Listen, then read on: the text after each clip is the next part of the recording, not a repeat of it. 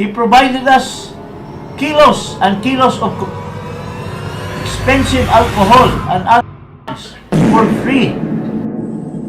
Ano daw? Supplier? Akala ko ba mahilig lang gumamit ng pulburon at hindi pa natin alam kung totoo o hindi yan kaya may PDEALEC Senate hearing. Ngayon, may nagsalita na hindi lang pala gumagamit ng pulburon kung hindi nagsusupply. Nako, hindi ba kayo natatakot kung meron tayong namumunong ganyan sa may mas pinakamataas na posisyon?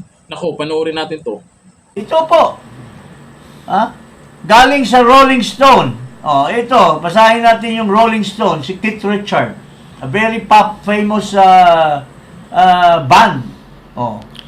Keith Richards, remember son of an overthrow dictator from the Philippines in an interview with Enemy.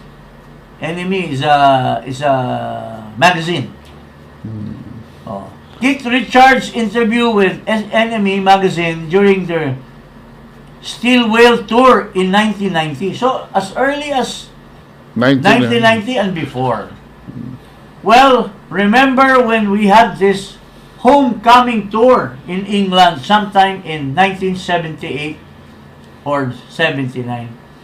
There was this young kid who is the son of a president of the Philippines. Sino pa bang ibang president of the Philippines na mayaman, nag-travel sa Liverpool, sa ibang parte ng England?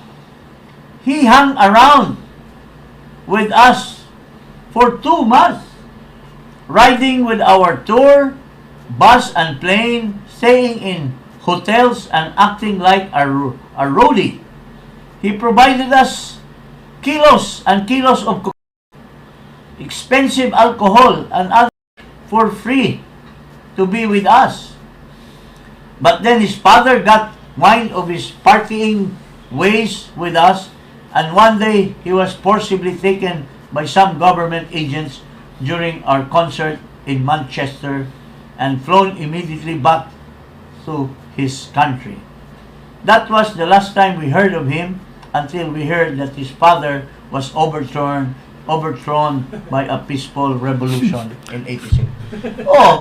Yung mga tao na walang kinalaman sa ating politika, Disinterested party, nagsasalita.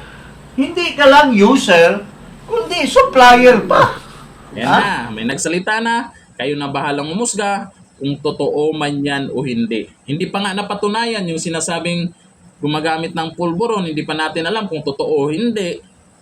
At mayroon ng ganito, may supplier pa. Nako, lalong lumala yata.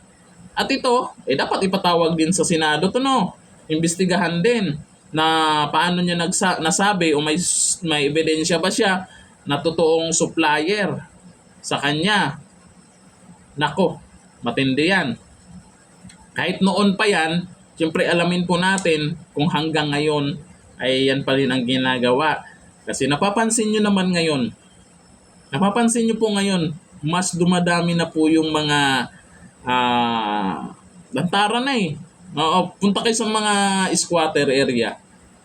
Kumpara noon takot na takot. Takot sila sa panahon ni Duterte. Ngayon, pumunta kayo. Kung gusto niyo pong makita ba, sabihin niyo, fake news lang yan. Mas maganda, kayo mismo ang makakita kung ano yung mga totoong nangyari ngayon. Mas dumadami ngayon, hindi na sila takot. Diba? Hindi na sila takot. Kung yung nasa itaas ay nagkaroon ng issue tungkol dyan at hindi naman napapatunayan pa, dapat linisin niya yung mga kumakalat ngayon, kung fake news man yan, magpates. Yun lang naman yung hinahanap ng karamihan magpates siya. Public. Para matapos na. Bakit ayaw? Bakit ako? Sus, talaga. Supplier?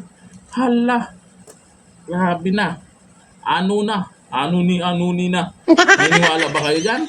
O tuloy ang inyong pagbubulag-bulagan? Hanggang dito na lang. Thank you. Bye-bye.